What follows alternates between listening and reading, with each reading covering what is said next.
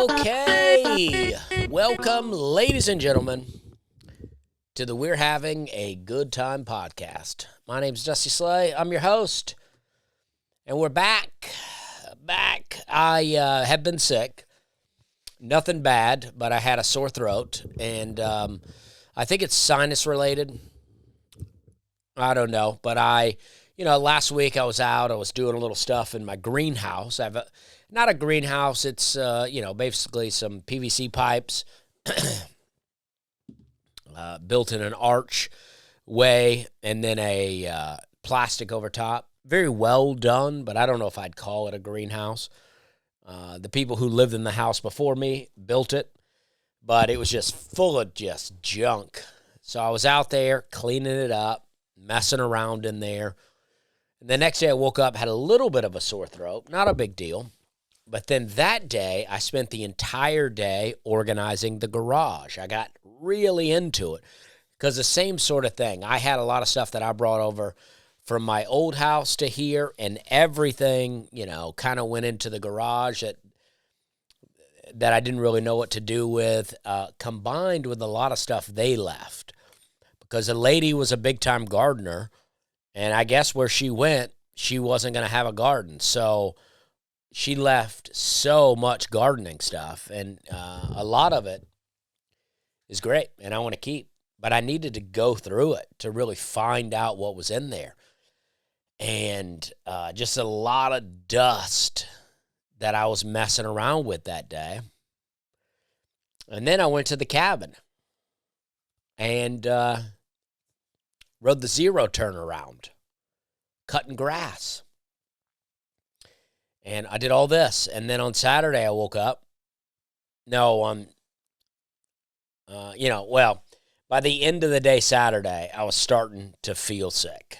And then Sunday, boom, sore throat. And I thought, let's rest up today, and then I'll feel better tomorrow. Because on Monday, I was supposed to do Sunday I was supposed to do a podcast. I know it was talked about on the Facebook group. I was supposed to do the Ninjas or Butterflies podcast, but I felt so bad on Sunday I couldn't do it. But I thought I'll be better on Monday. I had a few things to do, the Nate Land podcast, and then I was supposed to host a show that night. I knew I couldn't do it. So I skipped both of those. I called in sick.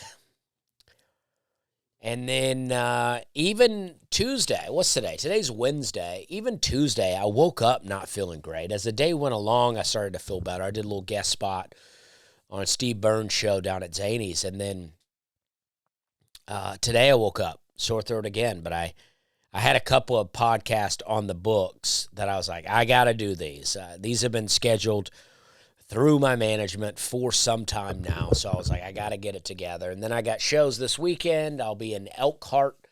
I'm told it's Elkhart. They don't pronounce the H. It's spelled elk like the deer, and then H-A-R-T, Elkhart. But apparently it's pronounced Elkhart. I was corrected on my ad, Elkhart. But you know what? I think mispronouncing cities on a video on the internet gets more views because people comment to correct you. So I think that's what I'll do. I'll mispronounce all cities from now on. And then I'll be in Chicago on Saturday. So Elkhart on Friday, Chicago on Saturday. Those dates, just in case, are November 7th and 8th. And then the 14th, I'll be in York, Pennsylvania. And then the 15th, Tysons, Virginia. 21st, Wausau, Wisconsin. 22nd, Green Bay, Wisconsin. And that'll round out the month.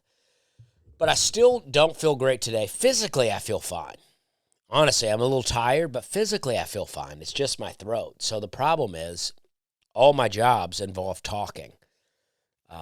So I'm just, I'm just really doing it, but I don't want to miss doing this podcast. I've been on a good roll. I have missed a few Nate Lands, but it's been more or less scheduling conflicts. I forget why. Oh, I missed one because I had a lot going on, and then they had that guy from Scary Movie on. So I knew they'd be talking about, those movies, and I don't really care about those. And there would be 5 people on the podcast, so I felt like it's okay to skip. And then the next one with Leanne, I was traveling for a corporate gig. They did that one on a different day than normal, so I missed that one. And then now I was sick. I hated to miss the one with Nate's dad, though. I really like Stephen Bargatze. He's a really fun guy, so I hated to miss that one. But he came in because I couldn't do it, so. But I'll be back. Next week, I'll be back. I just wanted to try to rest up as much as possible. The ticket sales this weekend are very good, and so I want to be in good health to put on a good show. But life's good. Other than the sore throat and all that, life's good. I didn't do shows this weekend. So I just went out to the cabin and did some stuff like that. I wanted to start off with a thing. Someone sent me this, podcast listener. I appreciate them sending this to me. It is from Dr. Axe, Dr. Josh Axe. His Instagram, he says, the Bible warns us about unclean foods, especially pork and shellfish. Modern science shows us exactly why. Parasites, heavy metals, and toxins thrive in those foods. The biblical diet wasn't random. It was protective, preventative, and deeply wise. God was guarding his people's health long before we had microscopes and labs. That's what I've been saying. And then he says, in his comments, he makes that post, and then his comments, he gets scared. He goes, I don't believe it's a sin to eat pork, but from a health perspective, it's not worth it. I appreciate him saying this, but yeah, I don't guess I'm saying it's a sin to eat pork, but when we're reading the Old Testament and God says, hey, don't do this, I think we should, try to abide by what God is telling us to do, right? So it's like, it feels like we always get caught up on is this a biblical issue or is it not? Is it a salvation issue or is it not? Because after it says, after God in Leviticus 11, it says, after he gives all this deep list of dietary laws, he says, for I am the Lord your God. Ye shall therefore sanctify yourselves, and ye shall be holy, for I am holy. Neither shall ye defile yourselves with any manner of creeping thing that creepeth upon the earth. For I am the Lord that bringeth you up out of the land of Egypt to be your God. Ye shall therefore be holy, for I am holy. This is the law of the beast, and the fowl, and every living creature that moveth in the waters, and of every creature that creepeth upon the earth, to make a difference between the unclean and the clean, between the beast that may be eaten and the beast that may not be eaten. So again, it's like, I guess me and Dr. Josh Axe agree that, I don't know, maybe it's not a sin, but God is being like, hey, do this and don't do that. And so it makes sense that we would just, not do that. And I get it. A lot of people own barbecue restaurants. A lot of people's families owned pig farms. A lot of these homesteading channels that I watch and listen to, they talk about raising pigs because it's cheap and easy to take care of. They talk about raising ducks because it's cheap and easy to take care of, and duck eggs are big, but, they're unclean. We're not supposed to be eating them. So I just thought it was fun. I love to see Dr. Josh Axe on board. I've been into Dr. Axe for a while because he sells collagen. I got off the collagen kick for a while But I'm back on it now. I love that. I made a beef broth. I don't know if I've talked about this already, but I went to the farmer's market, bought a couple of beef bones, big kind of beefy bones with joints, and I boiled it down, made a real thick. I did talk about it because I was talking about like a jelly and a collagen in there, but it's good. It's delicious. We made a chicken broth this week that I've been eating every day since I've been sick. Hasn't done anything for my throat. I haven't had a sore throat for this long in a while. It's not been severe. It's not like strep throat. It's not like I can't live out here. Mainly, I skipped Monday because it was going to be it's a 2-hour podcast first off, and then it would be another show that I was hosting. It was a music show for my agency, so I figured there'd be a lot of agent types there, industry people. So I would be hosting a show where I'd be continuously going up throughout the night, probably talking over a loud audience, and then also having a lot of conversation while I wasn't on stage with people about various things, and I just wasn't up for it.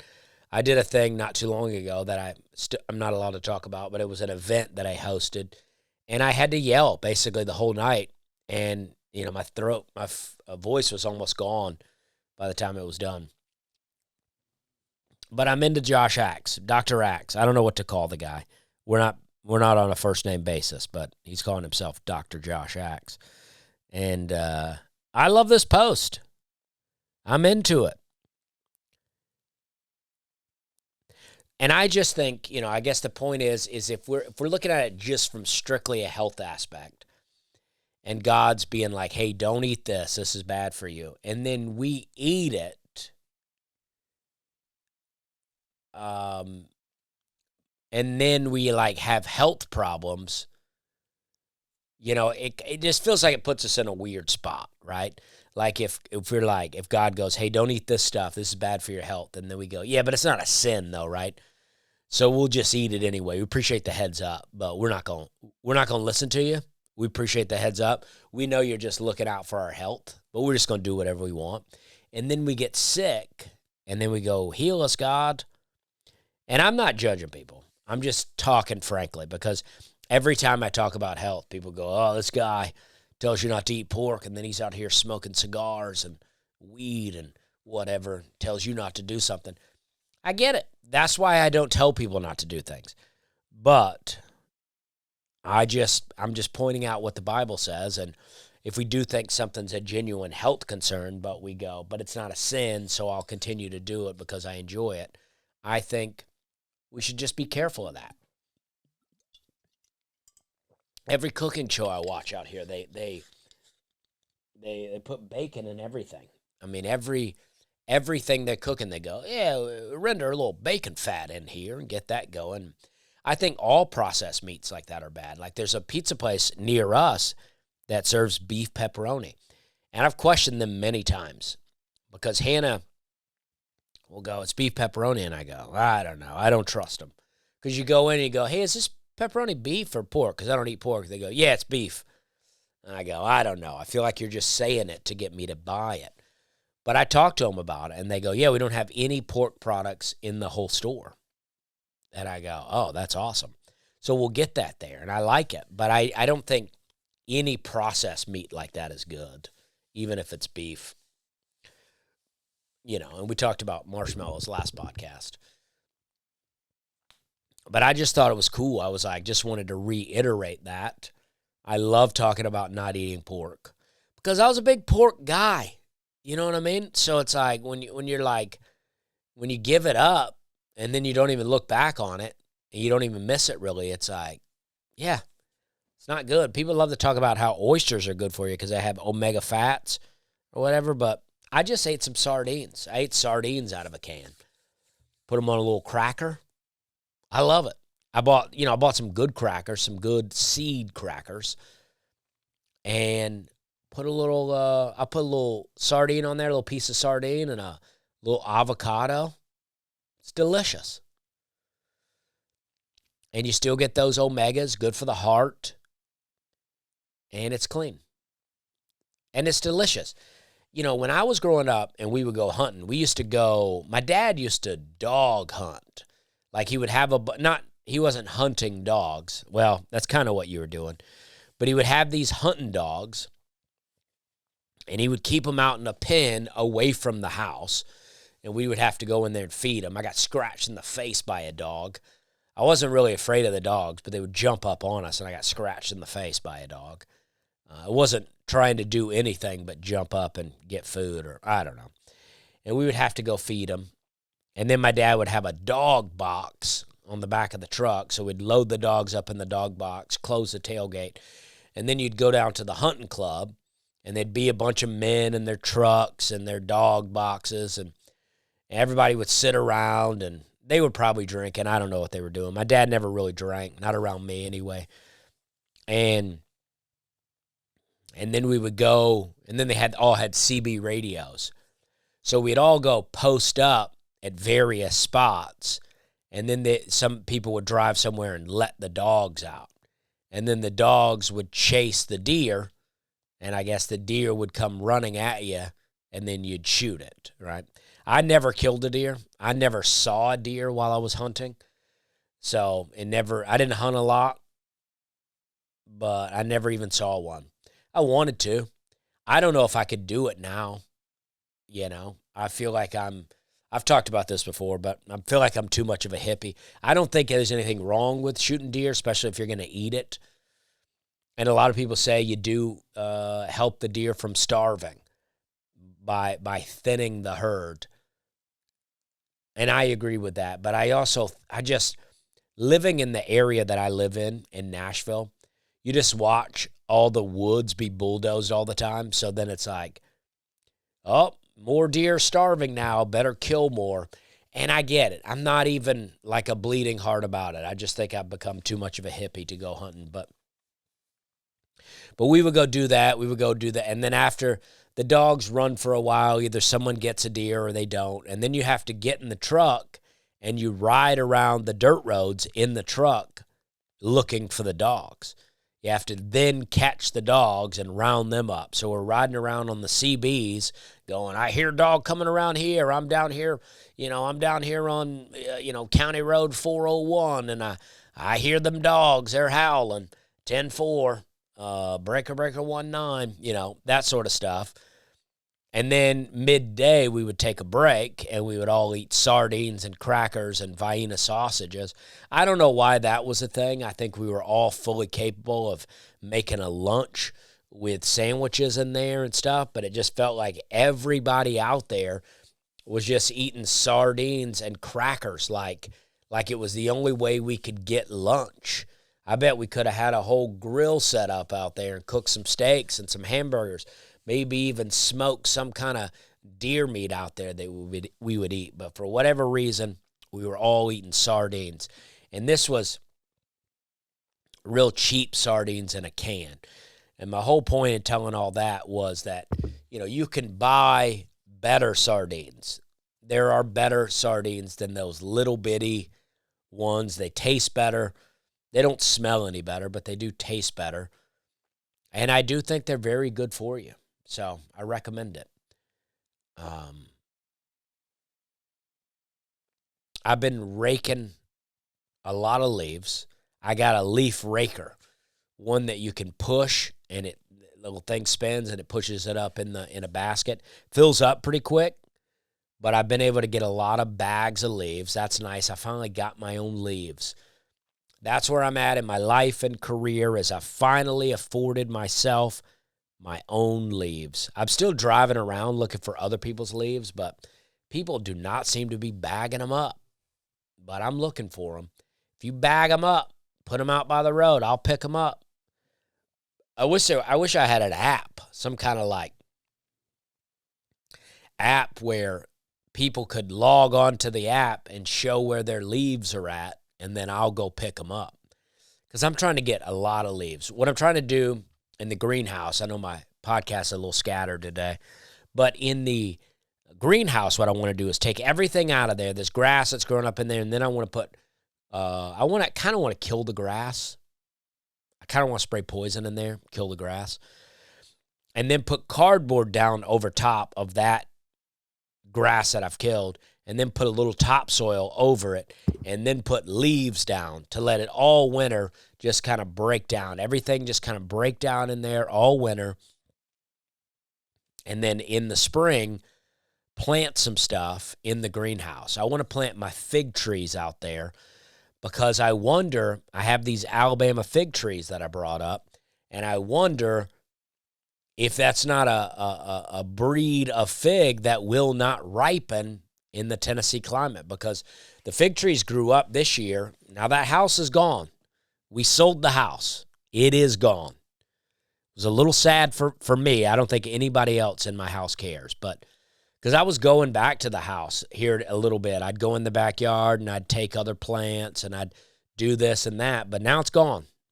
We successfully sold the house, even while other houses all around us in this area are still for sale. And I think that's because I talked to my real estate agent about it, and he goes, listen, houses are moving right now if they're priced right. Everybody's thinking because we live in Nashville that you got to like charge, just tons of money. But he's like, just let's he said, I can pick a price where houses are selling in this area. You'll still make money, and you can sell the house. And that's what we did, and we sold the house. Now, granted, we also did a lot of work to the house. We did a lot of improvements on it and made that house good, but it worked out. We sold the house. It's very exciting. There's houses that were for sale in the area before we put our house up for sale that are still for sale. And I still get emails seeing houses for sale, and I go, wow, you guys are really trying to get a ton for this house. And I hope they get it. But, we're happy to just be able to sell it.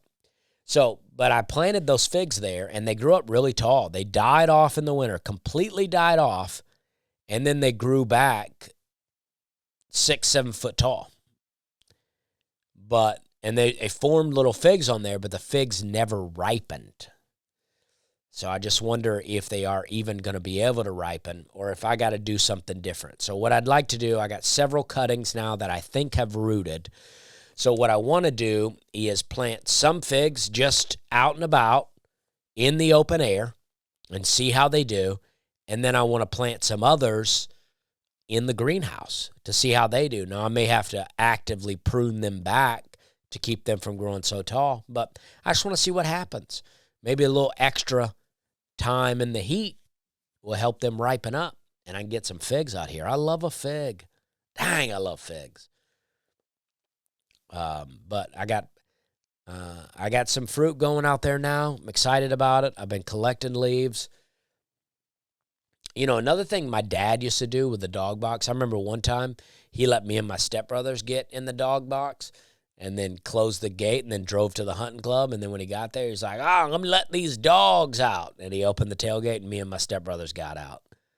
And that was a big hit. It was a big hit. I like to think there was one guy there who goes, I don't know if you should put your kids in there like that. He probably would have got shamed out of the hunting club. I loved a hunting club. There used to be, it felt like there was a lot of that back in the day, and maybe there still is. I'm just not running in those circles, but men would just get together and they would go to these hunting clubs and they would just hang out for the weekend, and they would drink and they would cook meat. And I remember one particular one. This was a guy my mom was seeing. They would go and cook meat and just drink at night and hang out and then go hunting in the mornings. My dad was a part of a club. Now, he might have did stuff like that when I wasn't around, but when I would go, he would just go hang out. And I remember playing little horseshoes out there, stuff like that, just kind of hanging out at the hunting club. And that's fun. I like a good hunting club hang. I got an email. I want to read this email. Let's see. This was a good one. Sorry. Okay. I'm a big fan of your comedy and your podcast. I appreciate your stories and look on life. I can identify with a lot of your past work history and questionable choices regarding substances. See, smoking and dipping at the same time. That's a lot of fun. Smoking, we used to dip, and me and my buddies, we were dipping. I got some home videos of the dipping. I'd love to work those in. Probably not going to happen because I'm doing this podcast late. So my social media team's not even going to really have time to do anything, but I'd love to work some of those videos in. But we used to go out drinking and we'd be dipping. And then once you finish your first beer, you'd have the bottle and you would start spitting in that bottle. And then you'd drink out of the other bottle. And then once in a while, you'd get it confused. And that's always a lot of fun. All right, here we go. Continuing on. Like you, I have a small family who I care deeply about. I've been trying to quit drinking for a bit. My wife and I set a goal to stop drinking during the week and only on weekends. This works. However, I just binge on those weekends and get pretty nasty. I think about your bit about blacking out and how your brain is telling you, you don't want to see this, and it applies to me. Yeah, they call that being a weekend warrior. But that's where you don't drink during the week, and then on the weekends you really hit it hard. All right, here we go. How do I stop drinking altogether? I see a therapist regularly, and that has helped. I like when you say, I can't stop drinking. It's Tuesday. I got a wedding this month. What do you do to cut out those smaller instances so you don't have a dumb blowout? It's different for everybody, right? But what works for me with not drinking is you just have to stop altogether.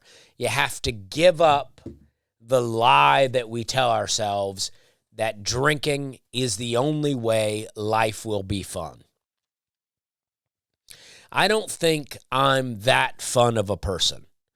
I don't mean I'm boring or lame. I don't think I'm extremely fun. I think I'm a more serious person than I was when I drank.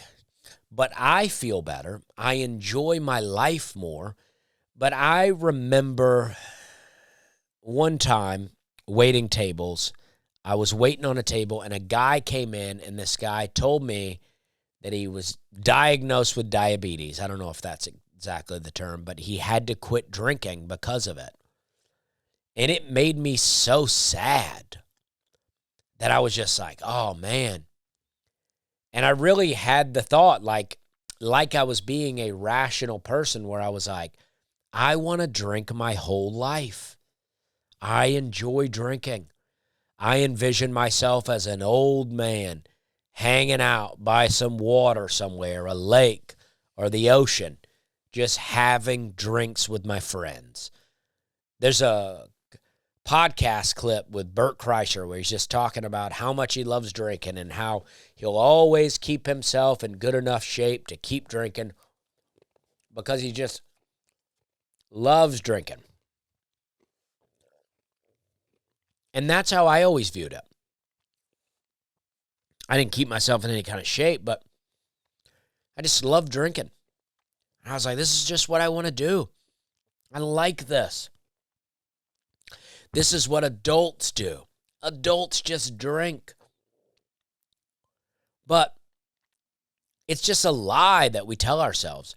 Now, again, I always give this caveat when I'm talking about this sort of stuff because there are people that can drink, they can handle it, they don't have a problem, and their lives are fine. So if you can do all that, by all means, do it. I mean, I'm not telling anyone to stop drinking. But it's when we start doing these things where we go, all right, I'm noticing that this is a problem for me, drinking. So how do I regulate it? How do I put myself on some kind of regulator to where I can do it, and it still work for me? The only way for people like this, in my opinion, is to just quit doing it. And, I made those jokes because those jokes are true, where I would go, I'd quit drinking, but I got a wedding this weekend, or, I got a graduation party and I got a drink there, or I've been invited to this football game, or, oh no, I'm going out with my friends this weekend, so I can't quit drinking now. Now I got a buddy coming into town, and it'd be a real bummer for him if I weren't drinking when he got here. Or, oh, I got an open mic, and when I do this open mic, me and my buddies, we all love to get hammered. We have to get hammered. We have to tell our jokes and then get so blackout drunk that we embarrass ourselves and pee our pants in the parking lot. It's like we just tell ourselves these lies. And I don't know if we're telling ourselves these lies or if this is a deliberate attack from Satan in our lives. People don't like to believe this sort of stuff because people, they feel like it's a scapegoat mentality where you're like, oh, Satan's doing it to you, huh? And I'm going, and I'm saying, there are attacks by Satan. Now, not everything going on in our life is an attack by Satan, but probably it is. But so many people like to put things on their own shoulders, and they say, no, this is my problem, and I got to deal with this. And I think it just makes it harder to deal with.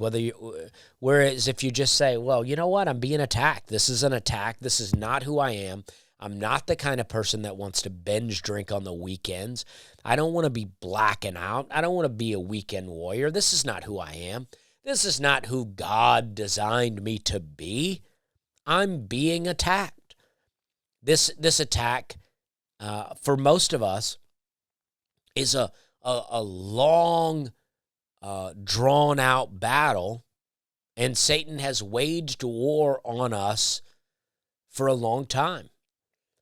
And I just watched a video. Oh, gosh, that video is probably way too back in my search history to find, but I'm going to give it an attempt because I might have talked about this last week. Yeah, the video is called Millennial Brainwashing - quote, nice guy. Oh, no. That's the second one. I've not watched that one yet. This one's called How Millennials Were Brainwashed, and it's Hyperborean Knowledge. I don't know anything about this guy, but I watched this video. It's very good. How Millennials Were Brainwashed. And he gets into it, and if in a lot of the videos he shows, it's movies, TV shows, music videos, and it's all people that we would have grown up watching in the 90s just pitching a degenerate lifestyle to us, to where they're like, yes, go have sex. Yes, go get drunk. Yes, go get high. Listen to this music. Be violent. Try to fight people. You're the best. You're the strongest. Get money. Wear expensive-looking clothing. Drive fast. Listen to loud music. Have sex. They love to just pile on the have sex. All these things, they pushed on us so hard. And then we come out on the other side and we're a mess. It's no wonder I drank like I did in my 20s. I had people around me. I'm sorry if your kids are listening to this. I had men around me going, oh, once you get married, it's just you just having sex with one woman for the rest of your life. So you might as well get out there and have all the fun you can have. And it's like, what kind of messaging is that? That's satanic messaging. It's a terrible message because there is no fulfillment in any of that, meaning that not only do you don't feel good when you're doing all that, but when you finally do settle down, you're not in your mind like, oh, yeah, I'm glad I did all those things. Glad I, quote unquote, got it out of my system. There's no system. There's no system that these things are living inside of. The one sinful act just feeds into another sinful act. It's like cigarettes. I haven't smoked a cigarette in, 13 years. But I bet if I smoked a cigarette right now, I'd go, oh, dang, that was pretty good. I think I'll smoke another one. I think I will have another one because that was good. There's no fulfillment in any of it, you know. People they get married in their early 20s, you know, and you see them, you know, if they get divorced in their 30s and they go, well, I got married too young. I just didn't get to experience anything. And it's like, well, no, you got convinced that you got married too young, and you got convinced that there was more out there. There's not more out here. I did all of those things in my 20s. And in my early 30s, I didn't get married until I was 35. And I'm not better for it. I have a few jokes, but my memories are mostly, you know, I have fun times with my friends, but for the most part, the memories are they're mental scars that I wish I didn't have. You know, so I'm saying all this to say, you know, the way to quit drinking is to just quit. It seems like it's a more complicated answer than that. But the thing is, you quit and then you stay quit. You never allow yourself to even have a sip of alcohol, because the moment you do, you'll go, oh, that's fun. Because the reality is, it is fun. It is fun to drink. It is fun to lose control. I've said it many times. I'm a bit of a control freak myself, in a way. I don't like to use that terminology necessarily, but I am.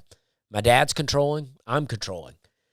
And I fight it. I'm aware of it, and I fight it, but I overanalyze everything, and I go, all right, this is the best way to do it. After my complete overanalysis, this is the best way to do it. So then I have a hard time changing, because I'm like, no, this is the best way. But when I drank, I would completely lose control, and I love it. I mean, it's very freeing to where you're like, it feels good to not care about anything. But the not caring goes too far to where you're like, oh, you need to care about some things. You can't not care about everything. So you got to quit drinking. You just got to do it. You can't be a weekend warrior. The hard thing that I never had to deal with is that you're married and your wife also drinks, presumably, based on the email. So you both got to do it, because you see this happen with couples that meet each other in rehab or whatever, you know. I'm not saying every couple is like this, but I'm saying you see these examples where they both go to rehab and then they meet each other and then they go, okay, well, this will be good because we're both wanting to stay sober and we're both wanting to stay off drugs. But then if one gets pulled in, they pull the other one in, because deep down with a lot of these addictions, thankfully my addiction was alcohol, right? I mean, I know it's a serious one and it destroys a lot of lives, but, you know, it wasn't cocaine, it wasn't meth, it wasn't heroin. But, you know, a lot of these people, they're in recovery, but they still want to do it, you know? So it's a fight every day to stay off of it. So when you're with someone and they're like, I want to do it, and then they pull you in. So if you're a married couple, you got to decide not to do it together, and then you can just never do it. I did, you know, I've told this story before, one time being in church, taking a sip of communion wine that I thought was grape juice, and it ended up being real wine, and I thought I was going to leave church and go to happy hour. I mean, I felt it running through me, and I thought, oh, man. I mean, if I'd have done 2 shots of communion wine, which, you know, I don't think you do, but if I'd done 2 shots, I would have went to the bar. It's no question. To this day, I will not try it. If my wife orders a drink or somebody I'm with orders a drink and they go, ooh, that's really good, I'll never try it. I stay far away from non-alcoholic beers. I know a lot of people that quit drinking and they'll have non-alcoholic beers. I stay far away. I think even the taste of alcohol would bring me back into it. And maybe I'm too paranoid, right? Maybe I'm being too extreme and I think, oh, you know, and maybe, you know, there's a lot of maybes. Maybe I'm mature now and I could handle it. I could handle a beer or two. But it's not worth it. The risk far outweighs anything I would gain from it. And I can tell you, even with my own experience with cigars, that I'm not better. Because I can go for a while without a cigar, and then I have one, and I go, oh, wow, that's good. That does feel good. And then I want to dive right back in. And it's it's a struggle. So I've always used nicotine as kind of my barometer. But there's a Bible verse, and I'm going to read it. I just did a different podcast today, and I talked about some of this on there, but they said it doesn't come out till January. So, but this is Ecclesiastes. Someone posted somewhere that they bet Ecclesiastes is my favorite chapter of the Bible or book of the Bible. And I don't know why they said that. I don't know if that was an insult to me or not. But it is one of my favorites. I think it's very overlooked.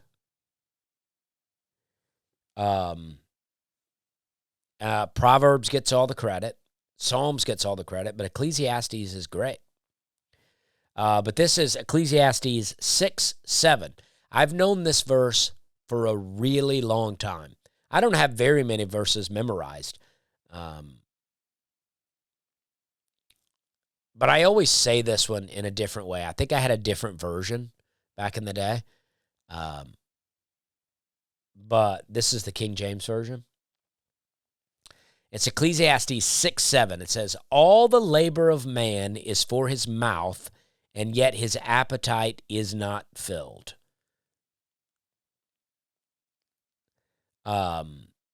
The verse I had memorized is, all man's efforts are for his mouth, yet his appetite is not satisfied. Let's see if that's NIV, because that's what I used to read. I'm against it now. Some people told me NIV's fine, but I disagree with them. Okay, let's see.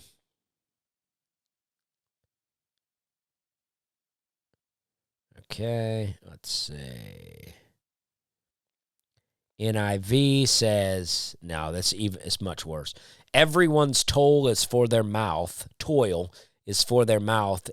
yet their appetite is never satisfied. It's a worse version, as I said before. But I think it's true. I mean, it is true. It's like there is no amount of sin fulfillment where you go, at some point in my life, I will have sinned enough to where I'll want to live a righteous life. It only leads to more. So give up that. So I know this has been a long way around getting to this email, but my advice is to just stop. And I'm not saying it's easy. I struggled with it for many, many years, but eventually I did stop. And I feel good now. A lot of people have been in support of the fasting day. Thank you for that email, by the way. Support of the fasting day. I don't have a day in mind, but let's just look at the calendar right now. And let's see if people are into this. What about, now I know, Thanksgiving's coming up. But what about November 19th? Now, I'm saying that because I'm off that day. A lot of people may have to work, so maybe that doesn't work. If that doesn't work, I'm going to propose 10 days later, November 29th. Post in the Facebook group and let me know, or in the comments of the YouTube video, let me know which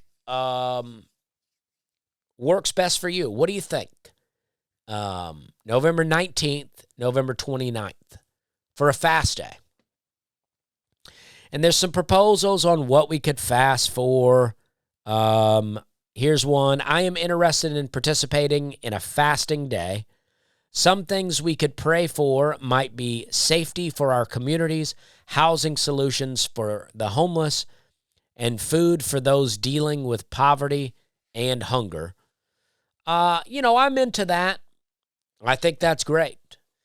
I think those are symptoms of more of a society in decline. I think our, not to be negative about our country, but I think our country is for sure in decline. I think it's going downhill constantly, all the time, getting worse. I think depending on where you're at in your life, what part of the country you live in, your financial circumstances, it could be better for you than for other people around. But I think overall, quality of life in the country is getting worse. I think prices for everything continue to go up. Property taxes, which is total robbery. Property taxes, total robbery that we have no control over. It's like, your mayor comes in and just, in Nashville, they do it all the time. They raise the property tax all the time now. For what? They say it gets us things, but, I don't see it. I don't see what the improvements are.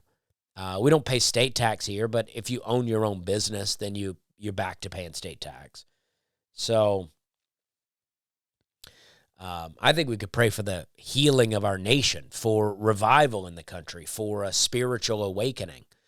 Because I don't know, I just felt more compelled to talk about, the Bible and about Jesus on the podcast more than ever. I know that it's not necessarily what people signed up for with this podcast. You expect a comedy podcast, and I get it. I know that's not exactly what people have signed up for, but I just feel more led by it. I feel like there is no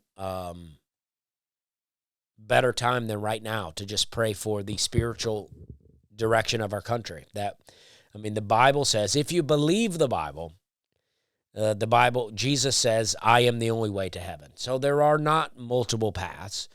Lots of people want to say those things because they want to make other people feel better. But if you believe, it's like people have said, oh, so you just believe your religion is right then and all others are wrong. And it's like, well, yeah, that's why you believe a thing. You don't, I've said this before, but you don't believe, you don't go, oh, yeah, I believe in my religion, but chances are it's wrong. Chances are this other one's right, but I believe mine. You believe yours because you think it's right. The same way other people believe theirs because they think it's right. It shouldn't hurt their feelings that you say my religion is the right one, and Christianity is for everyone. Jesus is for everyone. So, and he says, I'm the only way to heaven. No one gets to the Father but through me. He's very clear about it. I think that would be good. This person has proposed December 3rd. That works for me too. I feel like there's no need to really push it out that far. November 19th, November 29th. I'm off, both of those days. The 29th, the reason I picked it is because, that's a Saturday. A lot of people might be off work then too. So I'm for it, but we can also pick a thing to pray about during this fast. But I do think God, recognizes our sacrifices when we fast. And I would like to get myself on a regular, more monthly fast. I've always said I want to do a weekly one, but I'm not sure. I am sure. I'm just saying I've not done it. I've never really held myself to that standard, even though I would like to do that. I think it'd be great. I'm all about it. So more people are in support of it. I say let's do it. Post in the Facebook page that we're having a good time Facebook page, or on the comments of this video, and we'll make it happen. And I appreciate the emails that I got. Here's another one. Bit of a lighter tone. This guy said, That bit about not measuring twice and cutting once, but rather measuring once and cutting as many times as you need, had me dying. I always run into that problem when I'm cutting anything. I could measure 1,000 times and still get it wrong. Love the podcast. Always miss when you're not on Nateland. Thank you. Well, yeah. I mean, I love building stuff. But what I don't have, I don't know what's called, maybe a table saw, where you lay the wood under there and then the saw spins and then you drop it down and it cuts right across. I don't have one of those. I may get one because I'm more into building now than I ever have been. I have a circular saw, and my cutting is never straight. Never straight, never been straight, never going to be straight as long as I'm using that kind of saw. But I love building stuff, and the stuff that I build always works. It always holds up, and it always works. But it ain't never been straight, never going to be straight. I would not even build things for other people, but I will build my own stuff all day, every day. I built a few plant racks in this house already. My one plant rack actually looks pretty good, but I wouldn't say it's straight, but it is pretty good. I feel good about it. I didn't work this weekend, so I didn't go on any adventures. I did hang out in McMinnville a little bit. I went back to the barbecue restaurant. What is it? Collins River Barbecue. You know, I used to, when I first started going out to McMinnville, I would go to Collins River Barbecue almost every time I was out there. And I got sick of it. That's where I had a guy came up to me, a really tall server used to work there, real tall guy. One time I took Connor Larson in there with me. Connor's a tall guy. Connor's doing the show with me. Connor Reacts now. Connor's a real tall guy. And the guy said to Connor, he goes, "Oh, man, you're real tall, huh?" He goes, "You got a girlfriend?" And Connor did not at the time. He goes, "No." He goes, "I bet you get a lot of girls, huh?" And it was just such a weird thing. It's like, are you hitting on Connor? Are you trying to say that you also get a lot of girls? I mean, what's going on here? Weirded me out, weirded Connor out. Same guy, one time I'm in there, and Collins River does not have barbecue chicken. Real disappointment for me as a person that doesn't eat pork. They got no barbecue chicken. I said to the guy one day, I go, "You guys don't have barbecue chicken?" He goes, "Barbecue chicken? I never heard of that." And I said to him, I go, "Are you serious?" And that's not a thing I say to people. I don't say, "Are you serious?" to people. But standing there, working at a barbecue restaurant, one that I've known you've worked at for a long time, and telling me you've never heard of barbecue chicken, I don't believe you. I don't believe that you've never heard of barbecue chicken. And then the booth behind me, people come in and they sit in that booth. And then that same server goes over to them, and I hear the guy ask for barbecue chicken. And the server goes, "Why is everybody asking for barbecue chicken today?" He goes, "Why is everybody asking for barbecue chicken today?" And I'm like, "You're telling me in all the years you've worked here, no one has ever asked you for barbecue chicken, and now today, two people back-to-back asked you about barbecue chicken?" I just don't believe you. I don't believe you. And so I kind of stopped going. It was not good. But I went again with my family. My brother-in-law, my sister, my nephew, my mom, they all live in outside of Chattanooga, Cleveland, Tennessee. So they came up to McMinnville. And then me and my wife and my kids all ate at Collins River. And we really liked it. The service was really good. The food was really good. And we got a variety of stuff. Nobody got any of the same thing. We got some cheese curds. We got some fried green tomatoes. I had chicken fingers. We got a club sandwich. My nephew had a pulled pork sandwich. Just proof that my family doesn't listen to me and that I'm not judging people. My brother-in-law, I forget what he had. My mom had some wings. Hannah had a vegetarian option. We had a variety, and we loved it. It's a hot spot. McMinnville's great. I love it. I almost went to a community auction.